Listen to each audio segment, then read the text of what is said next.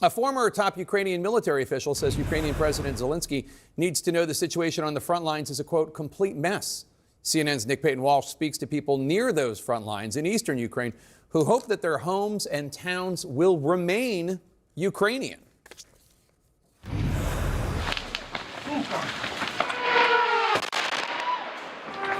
Forget a moment about Alaska and imagine being here, where Russia is advancing, where its drones could not reach when we were there a week ago, despite the endless talk of a peace deal.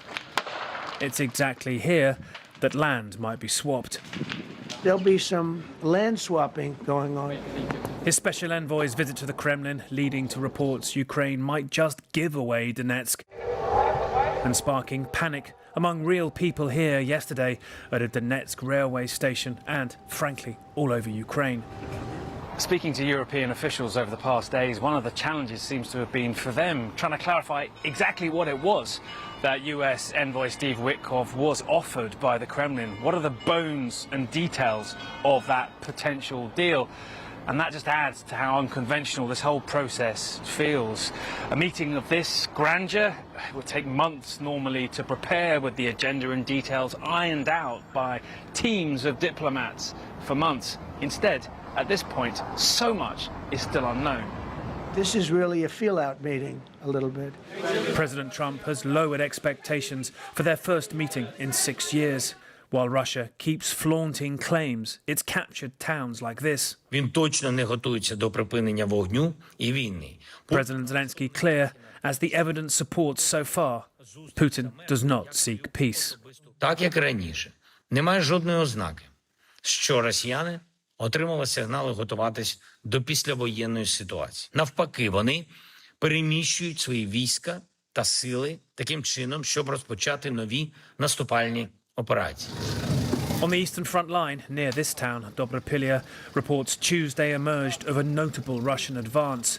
The extent or permanence unclear, but enough to spark denials and reinforcements from Kiev. Wednesday, Zelensky will join German Chancellor Friedrich Merz and other key European leaders and, this time, President Trump to pre-game Alaska, clarifying, if the White House hasn't heard it yet, that Europe wants a ceasefire first and Ukraine at the table. But what awaits in Alaska? Likely only Putin and Trump. And from that, a roll of the dice between two men whose relationship is impenetrable but could decide the fate of tens of millions of lives in Ukraine and beyond. Now, Jake, just a reminder that days ago we were looking at the potential for secondary sanctions against Russia's main energy customers, India and China, and then talk of that seemed to evaporate. And now focus turned to this summit in Alaska on Friday. It was meant to really be make or break about a peace deal, but has now had expectations lowered so extensively that the White House referred to it as a listening exercise, that President Trump says he's going to feel Russian President Vladimir Putin out a bit as to what's possible. A lot changing fast as to what people think may be viable in this key summit. Ukrainians deeply anxious. They're not only not there, the potential for peace is much less. Jake? All right, Nick Payton-Walsh in Kyiv, Ukraine for us. Thank you so much. Joining us now to discuss Republican Congressman Don Bacon from Nebraska. Thanks for joining us, Congressman. So you told Canadian channel CBC that President Trump has been, quote, unpredictable and hit and miss on Russia. What topics or concessions would you advise President Trump to stay away from on Friday? He should not be offering land for peace, Ukrainian land, and he should have President Zelensky at the table. You know, it's too reminiscent of 1938 when the Prime Minister of Great Britain and the leader of France met with Hitler and, you know, gave away Sudetenland of Czechoslovakia and came back so they had peace in our time. We don't want that. Any negotiation has to have Zelensky at the table, and we have to force Putin to agree to that. He doesn't want to have Zelensky at the table. He doesn't want people to see Ukraine as an equal to Russia, or Zelensky is an equal leader to Putin. And so that vision or that image is something he does not want. But we can't be giving concessions to Russia and rewarding an invasion, bombing cities, commit all these war crimes that Putin has done. And so I hope we see a Trump that we've seen in the last month, not the President Trump that we've seen the first 7 or 8 months of his presidency, where I thought he was way too weak on Putin And so we want to see a stronger Trump standing up for freedom and standing on the right side of this war. President Zelensky reiterated today that he is not willing to cede any land in eastern Ukraine because it would give Putin a springboard to invade other parts of his country. Do you agree with Zelensky, or do you think ultimately he will need to cede some land in order for there to be any sort of peace deal? Well, he clearly shouldn't cede any land that hasn't been taken by Russia. And that's been floated out there, that the whole Donbass or the whole, those 2 or 3 provinces that would totally be ceded over, not just the areas that Russia controls. I think that would be a terrible mistake. In the end, I have to defer to the Ukrainians on what land, if any, that they cede. But I do think this: if any land is ceded to Russia, we must provide security guarantees to Ukraine, whether it's NATO or bilateral security guarantees, because I believe it's 95% certain that if we just do a truce, next year Putin will break it again and start the invasion all over again.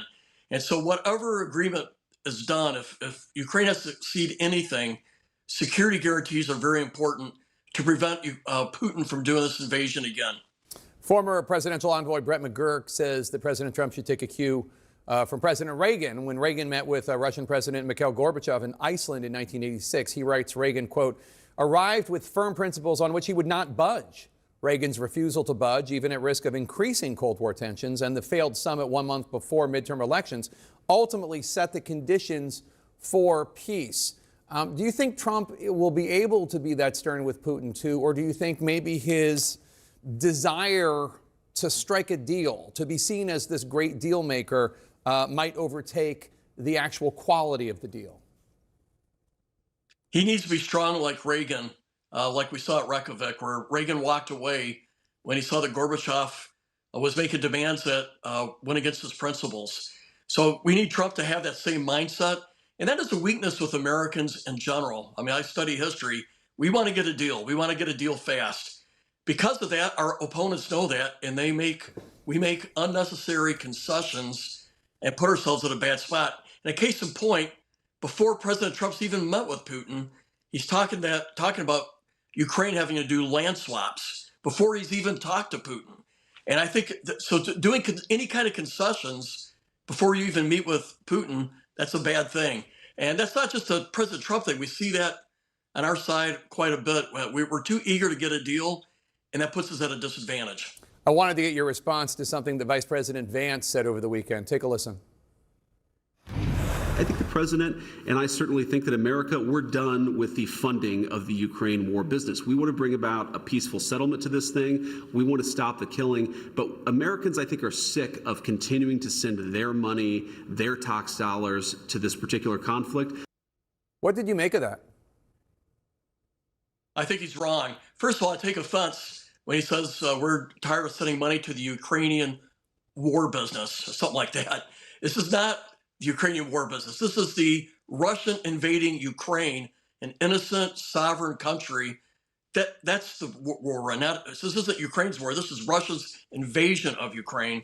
And he seems to not have the moral clarity to see that. And it bothers me. And by the way, 2 out of 3 Americans support Ukraine. These guys are taking a political stand that most Americans disagree with. I wish our leadership in the White House stood tall on principle. We're the land of the free.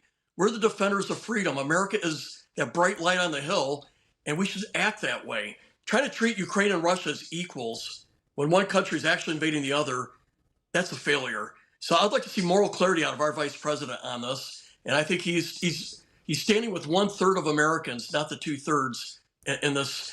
And if he spoke up more clearly, it would be more than 2 out of 3. Maybe we'd see 3 out of 4 standing here. So we need President Vance's or Vice President Vance's leadership here, not moral weakness.